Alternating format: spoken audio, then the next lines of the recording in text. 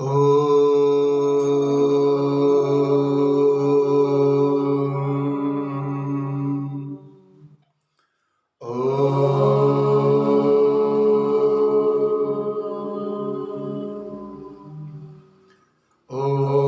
सहनावतु सहनौ भुनन्तु सह वीर्यं करवावहै तेजस्विनावधीतमस्तु मा विद्विषावहै। ॐ शान्ति शान्ति शान्तिः। हरि ओम तत्सत्।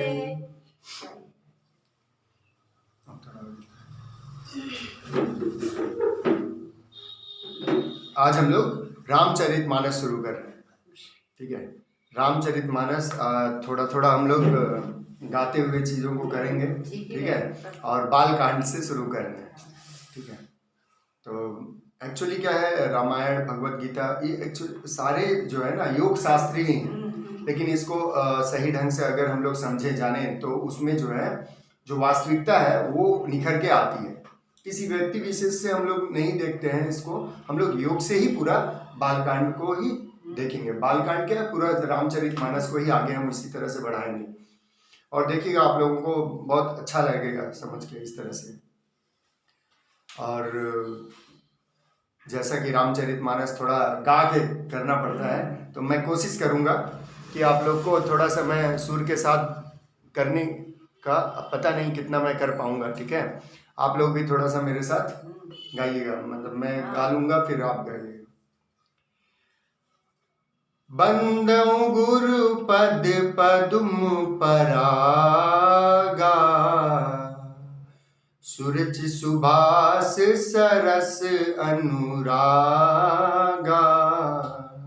आप लोग बंदौ गुरु पद पदुम परागा, सुरच सुबास सरस अनुरागा।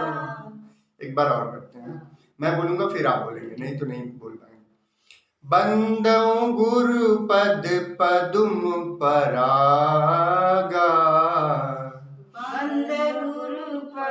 पदुम परागा, सुरच सुबास सरस अनुरागा, सुरच सुबास सरस अनुरागा। अमीय अमीय मुरी मैं चूरन चारू,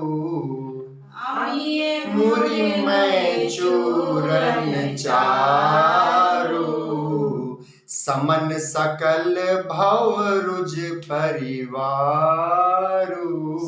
समझ सकल भव रुज परिवारू, समन सकल भव रुज परिवारू, समझ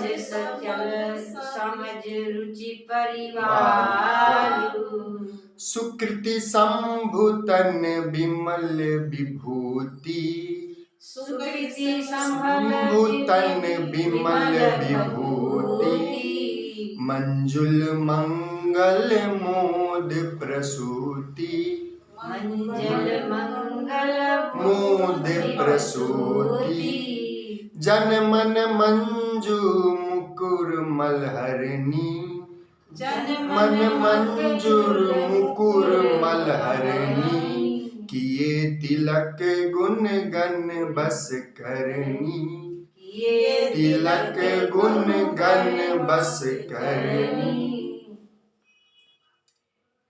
श्री गुरु पद नख मणि गनि ज्योति, श्री गुरु पद नख मणि गनि ज्योति, सुमिरत दिव्य दृष्टि होती, सुमिरत दिव्य दृष्टि होती, दलन मोह तन सो सप्रकाशु, दलन मोह तम सो सप्रकाशु, बड़े भाग उर आवै जासु, बड़े भाग उड़ आवई जासु, उघरई बिमल बिलोचन ही के, उघरई बिमल बिलोचन ही के, मिटी हैं दोष दुख भव रजनी के,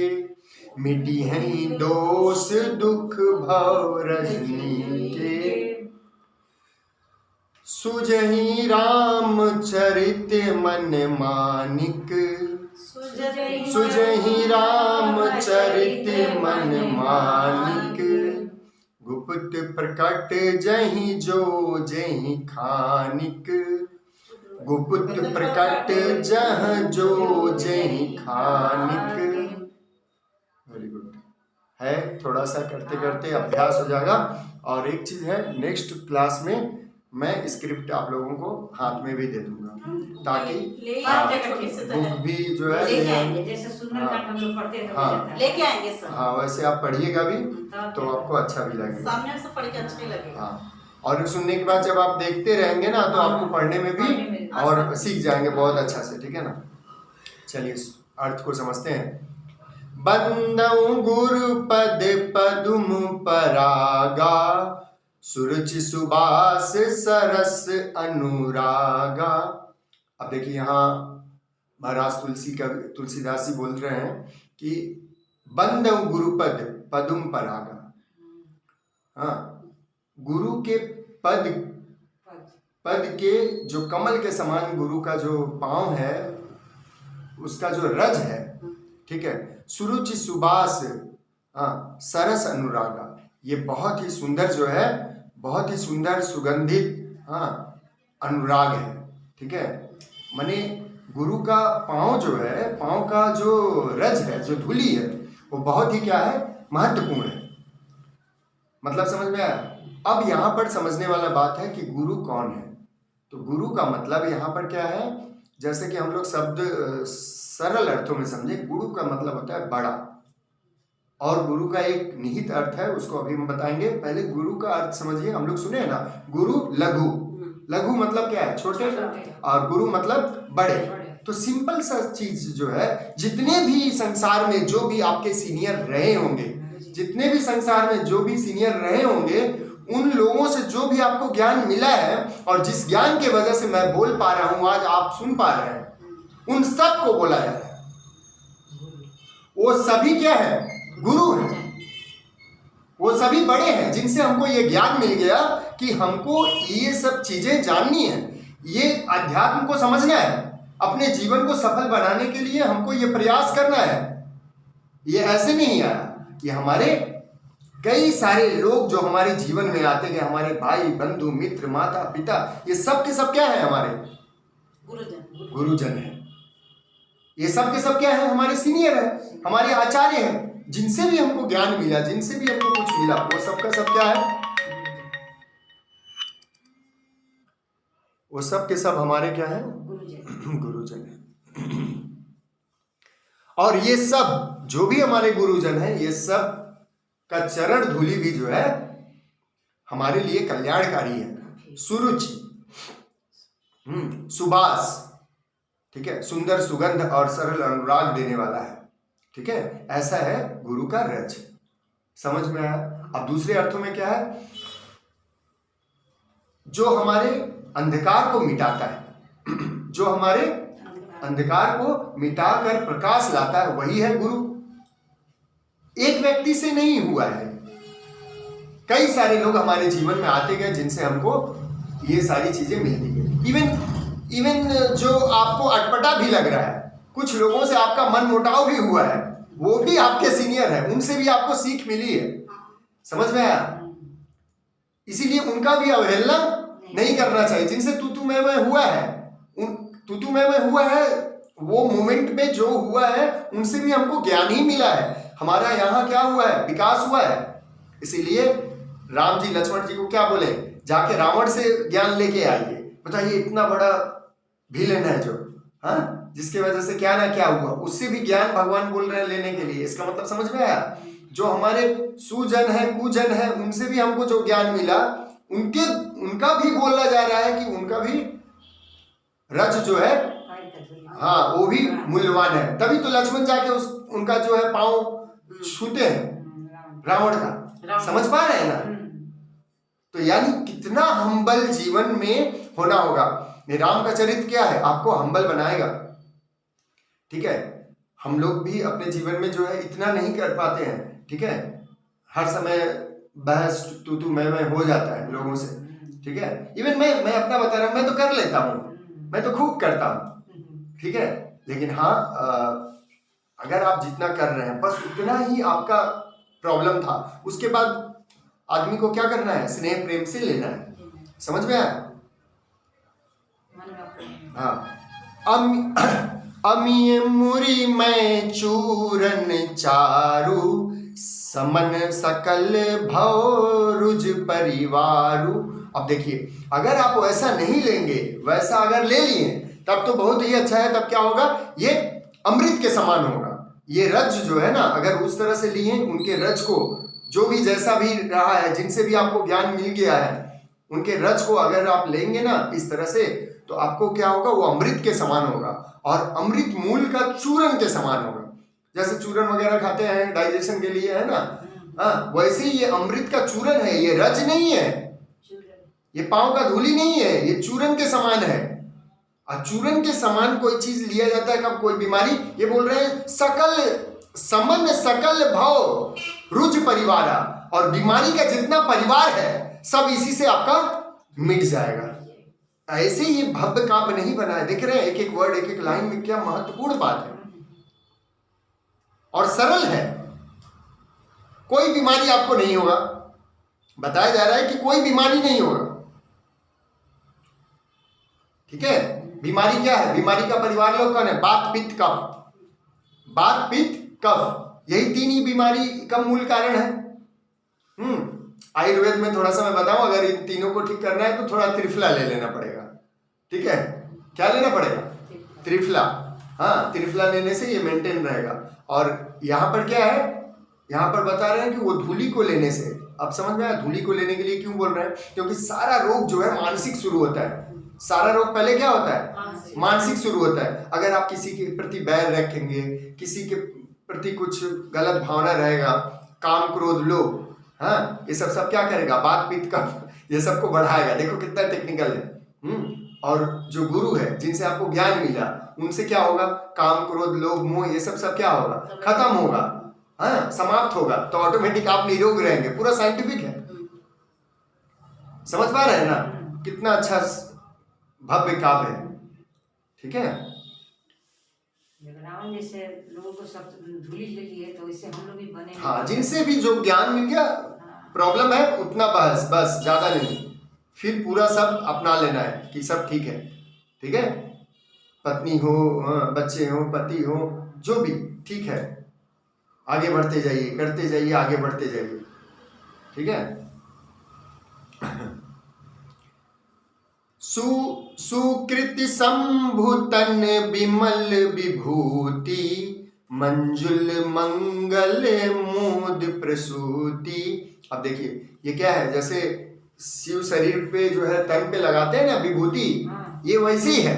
ये रज के बारे में और बता रहे हैं कि तुलसीदास जी की ये जो है माने माथा पे लगाने लायक है। ठीक है, शिव कहाँ है एक्चुअली, देखो शिव तो हमारे सिर पे है ना, और वहां पे तिलक लगाना है। कौन सा तिलक लगाना है, ऐसे ऐसे जो सीनियर लोग हैं, जिनसे आपको कुछ अच्छा मिल गया, खराब नहीं मिल गया उसको भी। हाँ, नहीं, खराब चीज को नहीं, खराब चीज एक व्यक्ति से आपको अच्छा भी मिला है, बुरा भी मिला है, खराब को दरकिनार करना है। अच्छी चीजें जो उनसे मिली हैं, उतना ही उनको क्या करना है, सम्मान देना है। मंजल, हाँ, फिर मंजुल मंगल मोद प्रसूति। ठीक है, और ये जन्म देने वाला है क्या, मंजुल मंगल, सुंदर मंगलकारी चीजों को जन्म देता है ये। ठीक है, माने ये धूली जो है मंगलमय जीवन आपका बनाता है। समझ में आया, अगर इस तरह से आप व्यवहार करते हैं तो। ठीक है, जन मन मंजू मुकुर मलहरनी किए तिलक गुण गन बस करनी।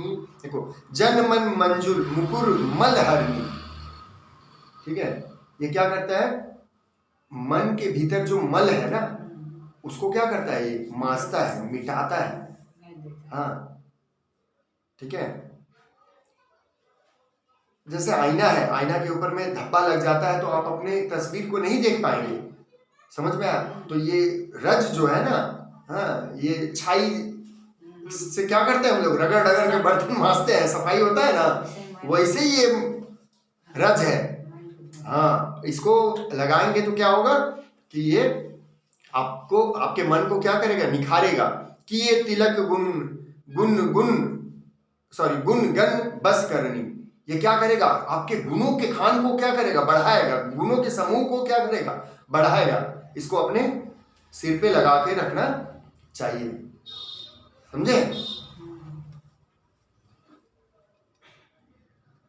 फिर श्री गुरुपद नख मणि गनि ज्योति, सुमिरत दिव्य दृष्टि ही होती। उधर रज के बारे में बताएं और बता रहे हैं उनका जो पांव का नाखून है। अब देखिए उनका पांव का नाखून जो है ना वो कैसे है, हाँ मणिगणि ज्योति, हाँ मणिगणि ज्योति मतलब मणि के ज्योति के समान है, ठीक है। ये लोगों का जो पांव का नख तक कितना मूल्यवान है कि ज्योति के समान है, ठीक है। और ज्योति के समान है तो क्या होगा, ये दिव्य दृष्टि आपको देगा। ये हृदय में क्या करता है, दिव्य दृष्टि उत्पन्न करता है। योग शास्त्र में है, अंदर भीतर ध्यान करेंगे तो क्या होगा, आपको दिव्य दृष्टि आएगी। तो दिव्य दृष्टि जब आएगा तभी आप स्वयं को जान पाएंगे, समझ में आया। तो नख को क्या बताया जा रहा है, मणि का लाइट है, ठीक है। इसमें से जो तेज प्रकाश निकल रहा है। दलन मोह तन्म सो सप्रकाशु, बड़े भाग उर आवई जासु। दलन मोह तम सो सप्रकाशु, ये जो प्रकाश जो है ये आपके सब मोह को क्या करेगा, मिटा देगा। All good and bad thoughts जो है ना, जो आप विचार रखे हैं, ये सुनते सुनते देखिए अच्छे संगत में रहने से ये सुनते सुनते क्या होगा, धीरे धीरे आपका जितना मोह है वो सब क्या होगा, समाप्त हो जाएगा। सारा मोह धीरे धीरे मिटता चला जाएगा, समझ में आए। कैसे मोह मिटेगा, सुनते सुनते सुनते सुनते। हाँ आपका तो थोड़ा अच्छा है, उस दिन झगड़ा करके गए, आज आ गए, हम तो सोचे नहीं आएंगे। हम अगर उस कल होते तो और आपको झाड़ते और आपके ऊपर गुस्सा करते, लेकिन देखिए कितना अच्छा है कि फिर आप आए, अपने से आए। ये सब चीजों को निखारिए, मोह से हटिए। मोह से नहीं हटेंगे तो कुछ आप नहीं कर पाएंगे। हम है, आप है, कोई भी है। पता है फोन पे झगड़ा कर रही थी हमसे, हाँ फोन पे हमसे भी झगड़ा कर रही थी, और वो मैडम आई थी योगा में, उत्तमा मैडम, उससे भी झगड़ा कर रही थी। झगड़ा कर रही जाएंगे इसीलिए वो बोल दी जाने के लिए, इसके लिए झगड़ा हुआ। हाँ तो आप टाइम तो गलत आए, अपना गलती लेट हो गया, कैसे आपका लेट हो गया। हम बोले समय मत नष्ट कीजिए, हमको नहीं आधा घंटा लेट, 6 बजे आए। 10 पिछली क्लास में ना, हाँ जिस समय सीधे दिखाई दे रहा था 6 बजे, 5:30 बजे, 6:30 बजे क्लास है। एक 5:30 से 6:30, फिर 6:30 से 7:30। इसी के लिए थोड़ा सा बातचीत। तो अपना जो अच्छा चीज है उसमें फोकस दीजिए, ये इधर उधर का चीज को हटा दीजिए। पहले मन में लगता है तो किसी के घर बाहर, हम नहीं लगता है, नहीं लगाना है, क्या दिमाग में रखना है, डिसिप्लिन रखना है। वो नहीं, मैंने कुछ वैसे होने से कुछ मन पर। और बड़ा भाग्य से जो है ये सब ज्ञान चर्चा जो मिलता है ना, बड़ा भाग्य से मिलता है। एक एक क्षण जो है मूल्यवान है, उसको उपयोग में लाना है, उसको अध्ययन में लेना है, ताकि हमारा जो है वो दिव्य ज्योति जो है हमको मिल सके। नहीं तो ये जीवन क्या होगा, नष्ट हो जाएगा।